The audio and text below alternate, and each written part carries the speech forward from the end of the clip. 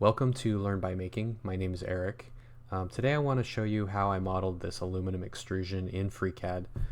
I'm new to FreeCAD, so the first few times I tried to model this, I really struggled and it didn't work out well. So I thought it might be helpful for somebody else who's new to FreeCAD to see how I approached modeling this. So let's get started. So we're going to need dimensions to be able to model this aluminum extrusion. If you go over to 8020.net, they're a great source of aluminum extrusion and all the fasteners and everything you might need. So we're going to search for the part that I'm going to model here, and it's called 4040, so it's a 40 millimeters by 40 millimeters. And so we'll pick this one right here. And when you open it up, there's all kinds of information about it, but we're really interested in this blueprint. So I'll leave this blueprint up as I go through modeling the aluminum extrusion. Okay, so here we are in FreeCAD. I'm using FreeCAD 0.19. Down in the bottom right, I've got this little thing up that will show you, what keys I'm pressing, what mouse buttons I'm clicking, so you can kind of follow along if you need to. I'm going to talk a little bit about what I tried that didn't work. So my initial approach was to create a sketch that modeled this entire profile, so every aspect of it. But the problem I found was when the sketch becomes fairly complicated with a lot of constraints, it becomes really difficult to troubleshoot those constraints when they're not right. And so I scrapped that, and the approach I took that worked was to create a sketch that just modeled this slot here. So model this slot and then use that to pocket through a cuboid, and then use the polar pattern feature to replicate that slot on the other sides of the cuboid. So that's the approach I'm going to take, and we'll get started with that now. Okay, so I'm going to start by creating a sketch for the cuboid. So I'm going to do that in the XZ plane, and all we really need is a square. So I'll just draw this. I'm going to center it about the origin. So I'll just take the opposite corners here and add a symmetry constraint, and then I'll make both sides equal to each other. And so that's how I get a square about the origin. Now I need to set the sizes of these, but the length of one of the sides, but I may want to use this sketch later to create other sizes of aluminum extrusion, so like the 30 millimeter or the 20 millimeter. So I'm going to put all of the dimensions in a spreadsheet so that we can use those and refer to them to basically use them as parameters. So to do that, well, let's just close this for now, and then I'm going to go to the spreadsheet workbench and create a new spreadsheet, and I'm just going to call this description, and that's just a name of what that value is for. So in this case we'll call it maybe outer dimension, and this is going to be value millimeters, degrees, whatever. And we're modeling the 40 millimeter aluminum extrusion. So I'll put 40 millimeters there, and then I'll put in an alias. There's probably a bad name for it, but whatever. You can name it whatever you want. So now we can refer to this. So if we go back to the part design workbench and open that sketch up again, we can just, I'll just do it here. We can add like a vertical distance constraint, and we can refer to the spreadsheet, and it is outer dimension. And now we have a fully constrained sketch, so we can close that. Now one thing I like to do is I like to name things properly. So I've seen a lot of YouTube videos where they just leave everything as sketch 001, etc. But I found that it's really hard to keep track of what's going on once you have a lot of steps in your drawing. So I will just rename this, and we'll call this it's going to create a cuboid from this sketch, so I'm just going to call it the cuboid sketch. I'm using the glass plugin, and it does have some problems when you try and rename things. It'll still show the old value even while you're typing the new value, so you just kind of work around that. All right, so we've got a cuboid sketch. Let's pad that, and the length, I'm going to make that cuboid length. Doesn't really matter. I think I'll just make it 200 millimeters. We'll call it the cuboid length. And then we can refer to it in here.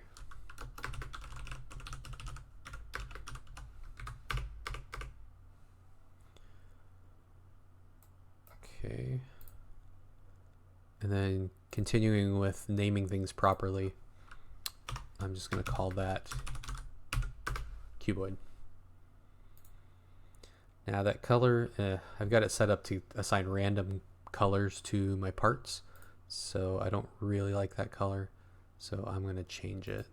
Let's set the appearance, and let's change the shape color. Actually, let's do this a little differently. Let's set it on the body. Appearance, we'll say there's aluminum. It's a little dark. It's too dark. So let's modify that. I'm going to change the shape color. We'll just lighten it up quite a bit. Like that. How's that? A little better? Not great. Let's try it one more time. We can change, there's ambient color. I assume that's the environment that's reflecting off of this thing. A bit better. Let's try just one more thing here. Appearance. Emissive color. Let's just lighten that up just a little bit, like that. Wow, that's light. That's too light.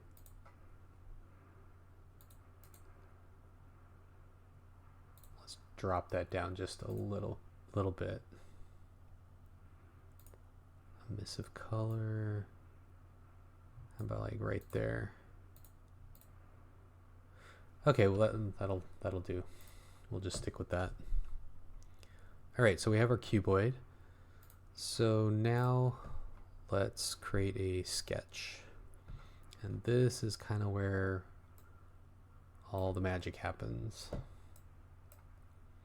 So I'm just going to start with the polyline tool, and I'm going to just create a really rough outline of this profile.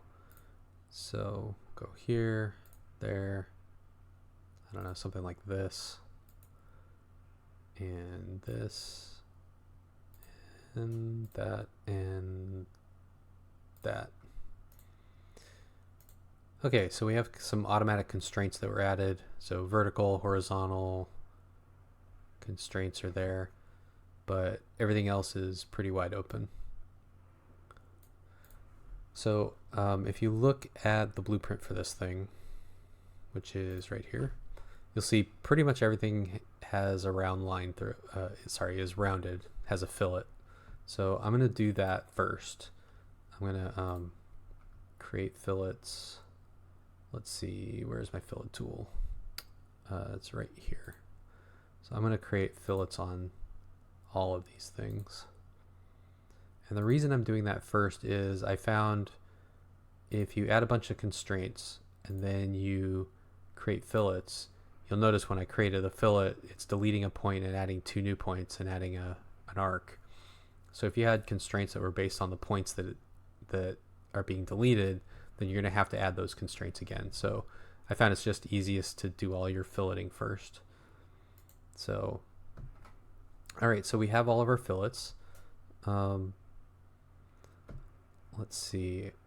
Just for this demonstration, I'm going to make all of the radiuses for these things the same. If you were really, sketching this and you wanted to model it accurately, you'd have to figure out what the actual radiuses of these are and then model them appropriately. But just to keep things simple, I'm just going to make these all equal. And then we'll set those equal. And then I'll just do we'll just do a spreadsheet entry here. So fillet radius, and we'll just make it like 2 millimeters.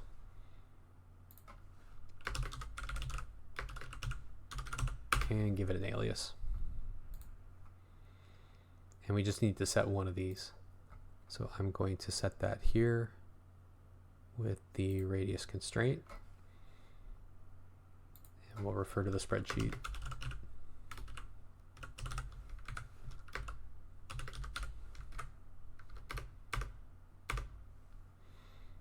Okay, so if we look at the sketch, sorry, not the sketch, the blueprint here, this looks, 2 seems like too much to me. You'll notice on the blueprint that it doesn't actually give you the radius. So this obviously isn't meant to be used to design or model the accurate version, but it's the best we have, so that's what I'm using. So we're going to change this. Let's just set it to say 1 millimeter, and I think that seems a little better. We'll go with that for now. Okay.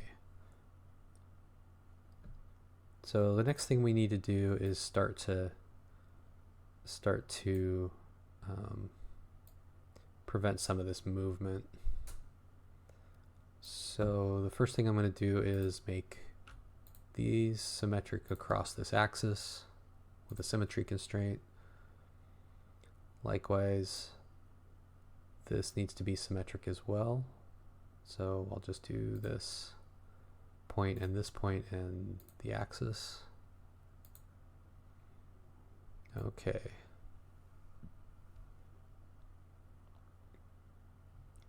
That's good. What else do we want?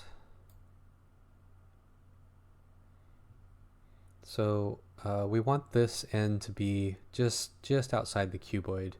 When you pocket something, you don't want it to be right on the same edge as the thing you're pocketing. FreeCAD seems to have some problems with that. So what I want to do is bring in the edge of the cuboid into the sketch. So we will link to an external geometry. So you click this button and then highlight the edge and then click it. And now we can refer to this, and what we can do is say the distance between here and here, we can set a horizontal distance constraint, and it doesn't really matter what it is, we'll just do 1 millimeter.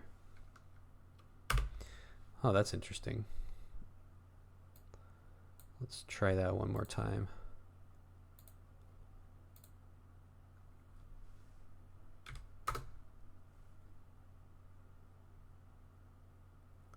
Constraint with index is invalid. Oh, we have some, we do have some duplicate constraints here, I think. Let's just clean those up and then try it one more time.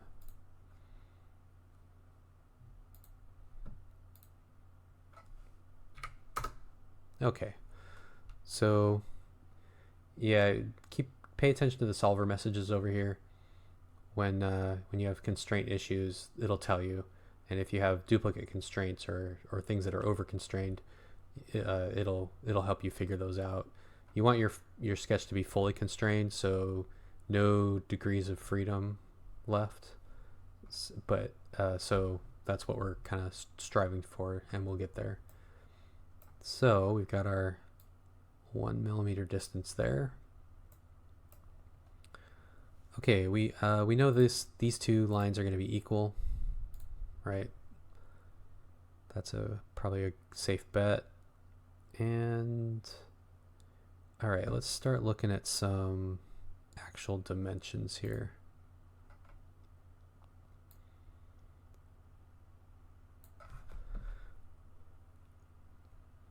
All right, so I think I'm going to do this one first. This is the width of the slot. So we'll call it like the slot opening width. Slot opening width. And that was 8.13. And we'll alias it. Slot opening width. So we can set that here at a vertical distance constraint and refer to the spreadsheet.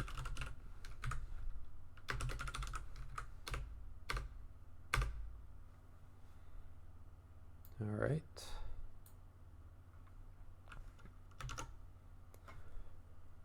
Next. Okay, so we have the actual width of the slot. So this is the widest part from here to here.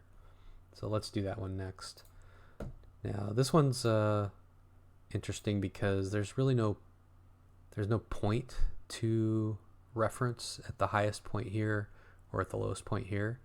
So I'm going to bring in some construction lines or construction geometries. So I'm going to set that one and that one. So you'll notice it automatically added a tangent constraint so that this is on this is tangent to this arc. Excuse me. And a tangent constraint here as well. So what we can now do is say, let me get out of construction mode there. We can say this and this have a vertical distance constraint. So first we need to add it. We'll just call this the slot width.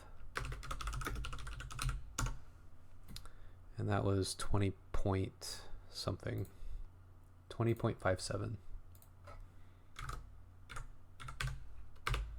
Okay, 20.57 millimeters, and we need our alias. So slot width.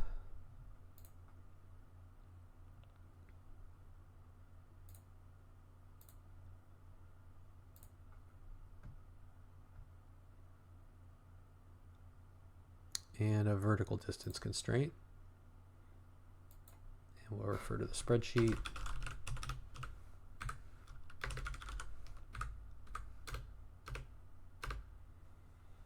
Slot width. So that's how we approach constraining the width of this thing when we don't have a point to refer to. Okay, so it's coming along. Next, let's look at this part right here. I'll call that the thickness. I don't know what else to call it. So that'll be 4.32 millimeters. So that's the distance between the edge of the cuboid and this line right here. So first we should put in our spreadsheet. So we'll call it thickness. And that was 4.32. Yes. And then we'll just alias it.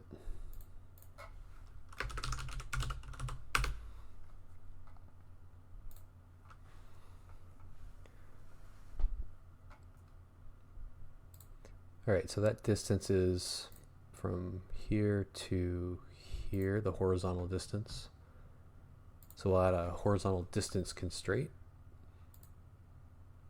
And that's spreadsheet dot thickness.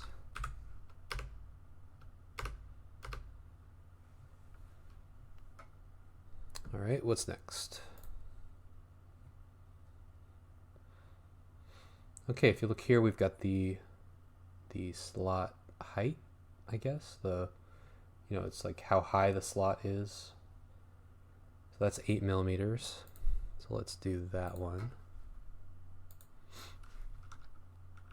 Slot height, 8 millimeters, and alias it as slot height.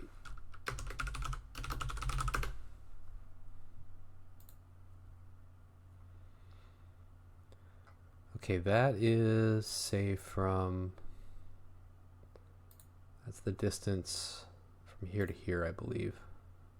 Yeah, that's that distance. So we will add that constraint.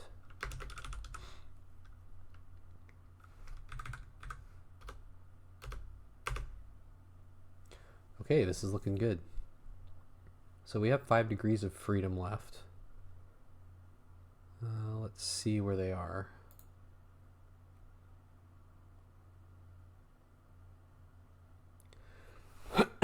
Okay, so some of these degrees of freedom are just in our construction line, so we can eliminate those degrees of freedom. So we'll just make those equal, and then we can set, say, the length of one of these. We'll set it to 10 millimeters. And then we can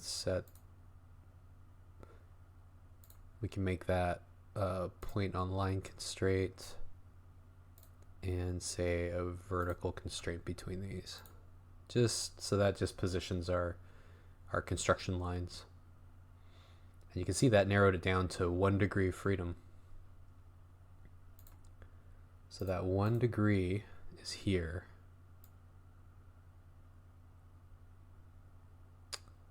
Okay, so if we look at the blueprint, it doesn't actually tell us how wide this flat spot is. Nothing tells us that. One thing we do know, however, is that this line, so that the angle from here to here is 45 degrees. Here's the... And sorry, that triggered my phone to automatically search Google. So we know the angle between this and this is 45 degrees. So, and this line right here is parallel to the imaginary line here. So we know that this angle is 45 degrees. So we can constrain that. Let's do it between, let's say, here and here. And we'll put a angle constraint on it of 45 degrees. Okay, so our sketch is fully constrained. That's great. So we can close that, and I'm going to name it, and we'll call this the slot sketch. And then we're going to pocket that sketch, and we're going to do it through all.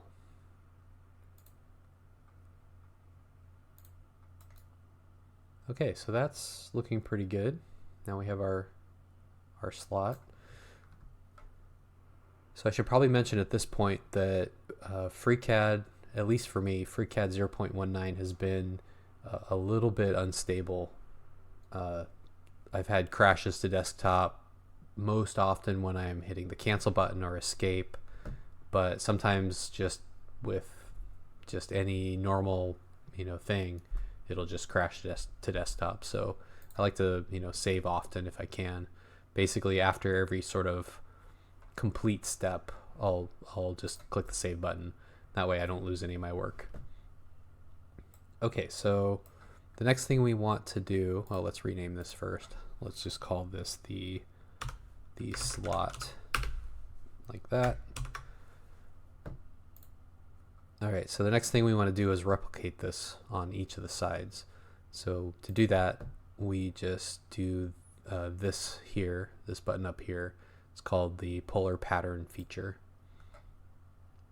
So we're going to select the slot feature, and the angle, so 360 degrees all the way around. You can see it's defaulted to 2, which gives us 2 slots. We actually want 4 slots. So this gives us 4 slots. So we'll go OK and save it. Now, if we look back at the blueprint, there is a hole in the middle. So let's do this hole. It's 6.81 millimeters diameter, not radius. So let's do the whole diameter in here. And 6.81 degrees, or sorry, 6.81 millimeters.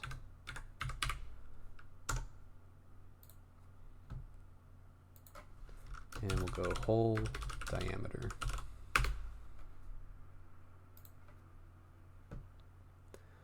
So now let's create a sketch on here, on this face here. And the only thing in this sketch will be the hole.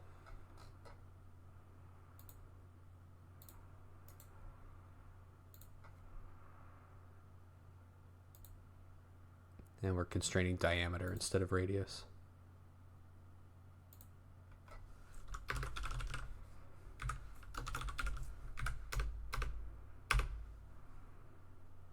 It's fully constrained, and pocket through all.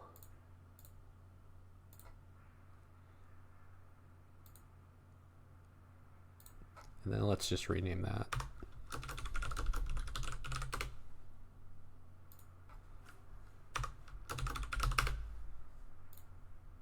And save. Okay, so that's looking pretty good, actually. We're getting pretty close. So the next kind of thing that jumps out at me is that these corners should have fillets on them. Right, if we look at this spreadsheet, or sorry, this blueprint, there's a good fillet on all the corners. Again, this doesn't tell us what the fillet radius is, so I'm going to make a guess, and I'm just going to kind of wing it here. So I'll pick, first select each of these edges.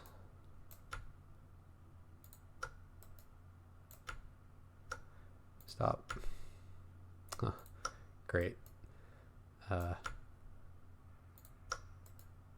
have this thing turned on where if I move it and I let it go while my mouse is moving, it'll kind of put it into a spin.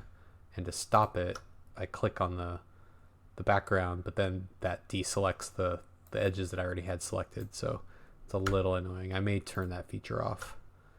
But there we have all 4 edges selected. So now I'm going to come up here and do a fillet. And I think, if I remember correctly, 4 was a good number. So 4 millimeters. That looks pretty good. Let's put that in the spreadsheet. So we'll call it the outer fillet radius. 4 millimeters, and of course an alias.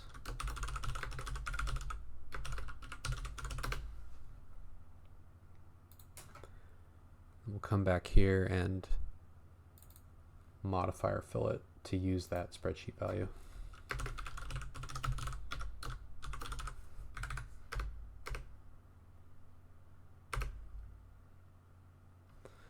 Okay.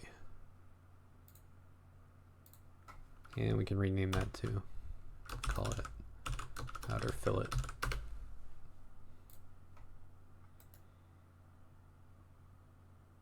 So I think that's about it.